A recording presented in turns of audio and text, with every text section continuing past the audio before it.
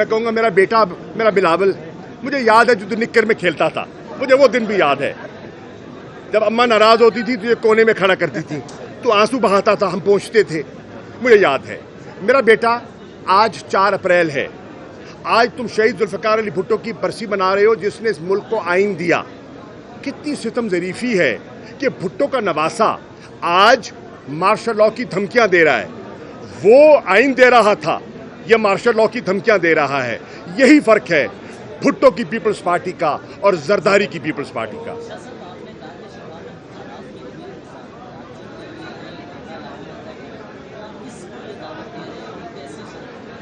جتنی political parties election میں حصہ لینا چاہتی ہیں اس میں نون ہے, پیپلز پارٹی ہے, ٹی ایل پی ہے, جماعت اسلامی ہے, جتنی بھی ہیں, جو پنجاب کے الیکشن کا کیونکہ اعلان ہو چکا ہے, الیکشن میں وہ اپنے انہوں نے کینڈیڈیٹ نامینیشن پیپر فائل کر چکے ہیں, وہ میدان میں اترے ہوئے ہیں. انہیں بیٹھ کر ایک ایسا ضابطہ اخلاق مرتب کرنا چاہیے جس میں الیکشن کمیشن کے لیے آسانی پیدا ہو اور شفاف الیکشن ممکن ہو. اور آخری بات میں ایک اور کرتا چلوں, میں آج بڑے ادب سے پنجاب کی سول سروس سے اور پولیس سے درخواست کر رہا ہوں, اب آپ کی آئینی ذمہ داری ہے شفاف الیکشن کا انعقاد. پارٹیزن مت ہوئیے اور آپ نے نیوٹرل رہنا ہے, غیر جانبدار رہنا ہے. نیوٹرل کے لفظ سے مجھے ڈر لگتا ہے, غیر جانبدار آپ نے رہنا ہے. اگر آپ نے جانبداری کی پاکستان کی عوام اور تاریخ آپ کو معاف نہیں کرے گی. وہ کمشنرز, وہ ڈپٹی کمشنرز جو من پسند تعینات کیے گئے ہیں, آپ اپنے حلف اور جو آئین پاکستان ہے اس کے تقدس کو پامال نہیں کریں گے. میں درخواست کر رہا ہوں وزیر اعلیٰ محسن نقوی سے کہ خدا را اب بس کر دیں اور ملک میں شفاف انتخابات ہونے دیں. جی شاہ صاحب نے جو بات کی اس پہ میں کہنا چاہ رہا تھا, ایڈ کرنا چاہ رہا تھا کہ بہت اچھی بات کی.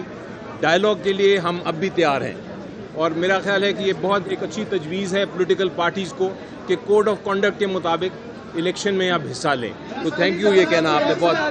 فیصلہ آ گیا اور 14 مئی کو ہی الیکشن کا فیصلہ آیا ہے, کیا مذاکرات میں ایک دن الیکشن کی بات ہو سکتی ہے, دوبارہ کوئی ریپیٹ ہو سکتی ہے؟ بھائی جان, آپ نے فیصلہ سن لیا, پڑھ لیا, فیصلہ سن بھی لیا اور پڑھ بھی لیں گے بھی تفصیلات. 14 کی تیاری کریں اور آگے کی گفتگو کریں. ایک سال پہلے جب فیصلہ آیا تھا رات 12 بجے عدالت لگی تھی, اس کے بعد تحریک انصاف کے کارکنوں نے لندن میں جو جسٹس صاحبان کی تصویروں کے جوتے بنوائے تھے, آپ اس میں معذرت کرتے ہیں, معافی مانگتے ہیں؟ میں دیکھیے بات سنیے, پہلی بات یہ ہے کہ جب فیصلہ ہمارے خلاف بھی آیا تھا ہم نے ججز کو دھمکی نہیں دی تھی, ہم نے فیصلے کو تسلیم کیا تھا. ٹھیک ہے, ہم نے یہ نہیں کہا تھا ہم اس بینچ کو نہیں مانتے, ہم اس نظام کو نہیں مانتے, ہرگز نہیں کہا تھا. ہمیں فیصلہ پسند نہیں آیا پر صدق ہم تسلیم, ہم نے قبول کیا. نمبر 1. نمبر 2, تحریک انصاف کی یہ تربیت ہی نہیں ہے, ہماری یہ پالیسی ہی نہیں ہے کہ کسی کی تصویروں پہ جوتے مارے جائیں. بالکل نہیں. سب ادارے محترم ہیں, سب ججز محترم ہیں, ہمارے جتنے ادارے ہیں ملک کے وہ محترم ہیں, اور ہم ایک ایسی جماعت ہیں جو رول آف لا کی پاسداری کر رہے ہیں. ہم نئی روایات ڈالنے کی کوشش کر رہے ہیں, ہم تبدیلی کی بات کر رہے ہیں.